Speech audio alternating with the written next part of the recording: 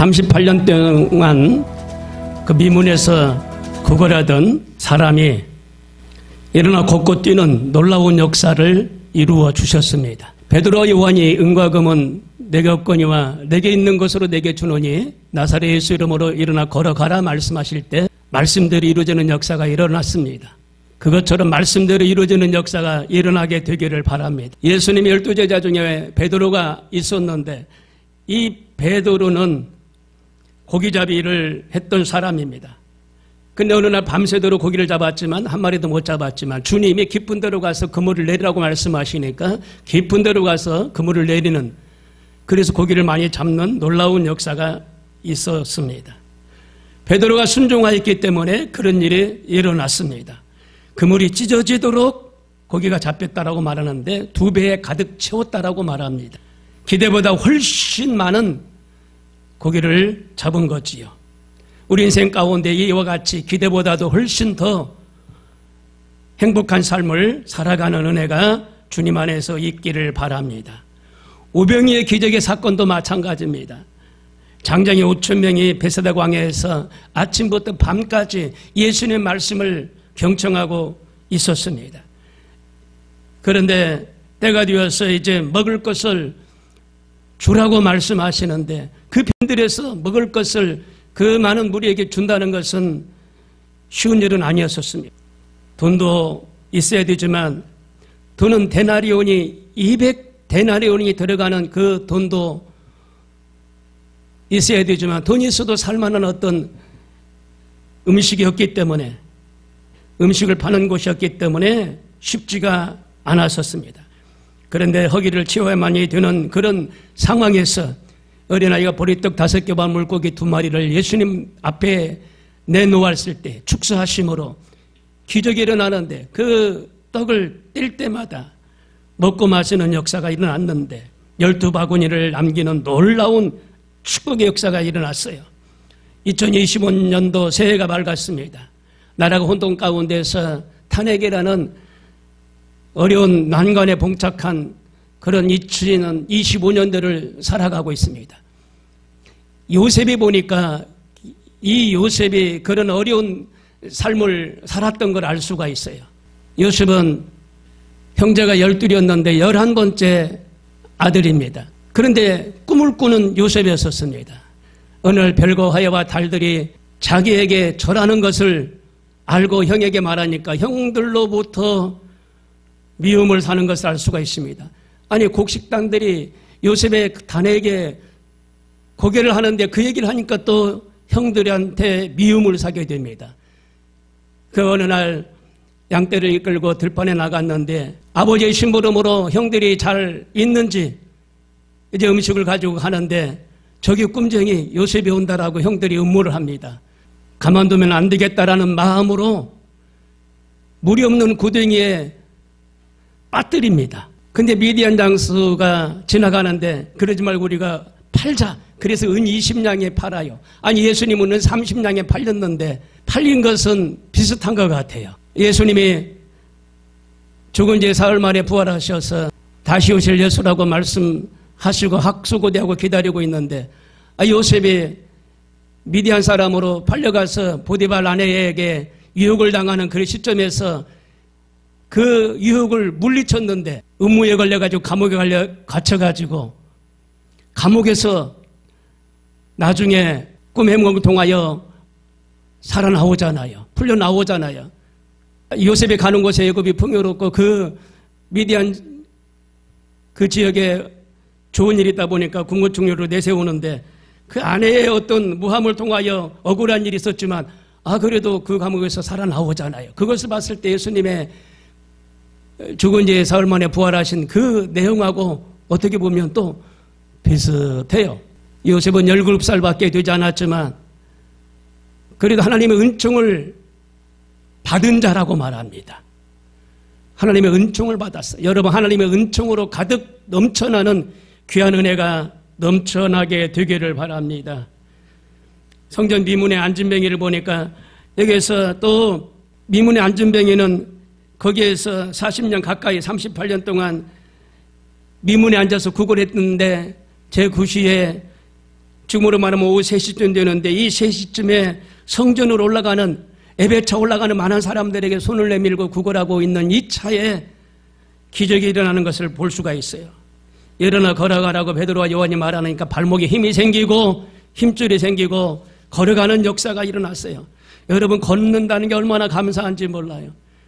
우리가 이렇게 일상적으로 걷는 거 감사할 줄 모르는데 여러분, 걷고 싶은 사람이 지금 얼마나 많은지 몰라요.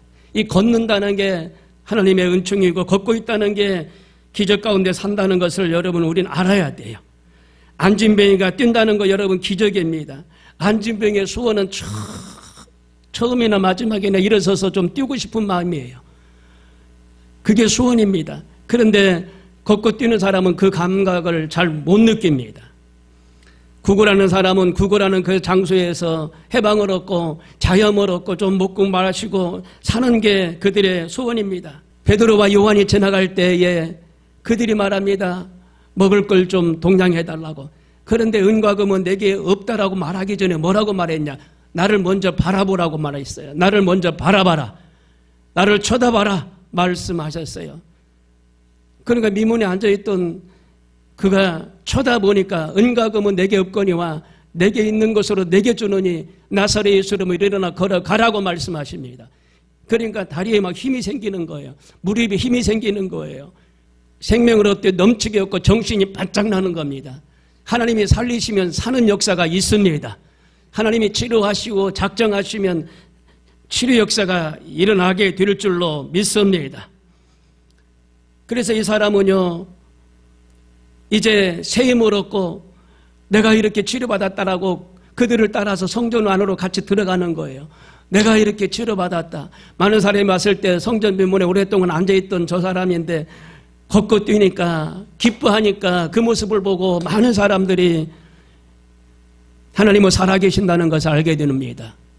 하나님이 살아계십니다. 이 시간에도 살아계십니다. 여러분, 우리가 인생이 살아가면서요, 하나님의 힘이 없다면 살아갈 수가 없어요. 하나님이 돕지 않으면 우리 힘으로 능으로 살 수가 없어요.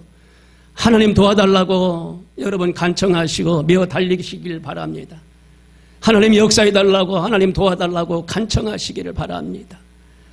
하나님밖에 없어요. 우리를 긍휼히 여기시고 우리를 도우시길 원하신 그 하나님 바라보면 반드시 승리하게 될 줄로 믿습니다. 베드로와 요한이 기도 시간이 있었다고 그랬어요. 여러분, 기도 시간은 참으로 중요합니다. 기도 시간에 하나님의 역사가 나타나요. 기도 시간에 하나님을 만나는 역사가 일어납니다. 요즘에 독감이 유행한다고 그러는데 이 사람도 독감이 5일째인데 지금은 다 나았다라고 선포하고 나왔더니 기침을 안 하는 거예요. 기침을. 오늘은 사랑하는 성도 여러분, 힘으로 능으로 안 되지만 하나님 의지하면 하나님이 우리를 보살펴 주시는 줄로 믿습니다. 기도하면 기적이 일어나는데 앉은 자리에서 일어나는 기적이 일어나고 걷고 뛰는 기적이 일어나고 베드로와 요한 사도도 성전으로 들어가는데 그들을 따라가는 기적이 일어났어요. 감사와 찬양을 드렸어요. 새로운 인생을 살게 되었습니다. 여러분, 이와 같이 새로운 인생을 살게 된다라는 것입니다. 그리고 기대 이상으로 복을 받는 역사가 일어났어요. 날마다 복을 받아요. 날마다. 여러분, 날마다 새 힘을 얻는 역사가 있는 줄로 믿으시길 바랍니다. 성전 민문이라는 곳에서 구걸해야 되는 그런 형편이 있었지만 기도 시간에 그는 베드로와 요한을 만남으로 사는 역사가 일어났어요. 예수 이름으로 일어나 걸어가라니까 그 예수 이름을 믿고 따라가니까 기적이 일어나는 역사가 일어났어요. 오늘 예수 이름을 믿고 따라가면 그와 같이 기적이 일어나게 되는 줄로 믿습니다. 안진뱅이가 날마다 구걸하는 성전 미문에서 앉아 있었어요. 그래서 그는 기대 이상의 복을 받았습니다. 안진뱅이는 38년 동안 기적을 가지고 삶을 살았는데 제9시 기도 시간에 예배하러 들어가는 그 베드로와 요한을 만남으로 기적을 체험하는 역사가 일어났습니다. 베드로와 요한이 유친 것은 다른 것 없어요. 예수 이름으로 일어나 걸어가라고 말씀하셨습니다. 예수 이름으로 치료 역사가 있기를 바라고 소망하며 나가는 그런 우리 모두가 되어야 될 줄로 믿습니다. 나라가 혼돈 가운데 있지만 중심을 잡고 주여 도와달라고 기도하시면 하나님이 붙들어 주실 줄로 믿습니다. 자유 대한민국을 지켜주실 걸로 확신합니다. 탈무드에 나와 있는데 어느 날 누가 문을 두드려서 문을 열어보니까 고난이라는 애가 찾아왔어요. 그래서 그 집주인이 나는 이 고난 싫다. 가라. 우리 집에 들어올 수 없어라고 했습니다. 그리고 고난은 빠져나갔어요. 그런데 얼마 후에 또 누가 문을 두드리고 그 집을 찾아왔습니다. 보니까 영광이라는 그런 애가 찾아온 겁니다.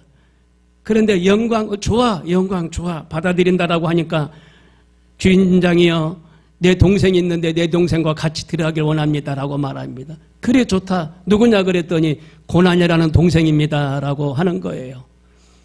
영광과 고난이 같이 들어오겠다는 겁니다. 그렇습니다. 고난 뒤에 좋게 비교할 수 없는 영광이 있는 것처럼 영광이 있으려면 고난이 있다는 겁니다.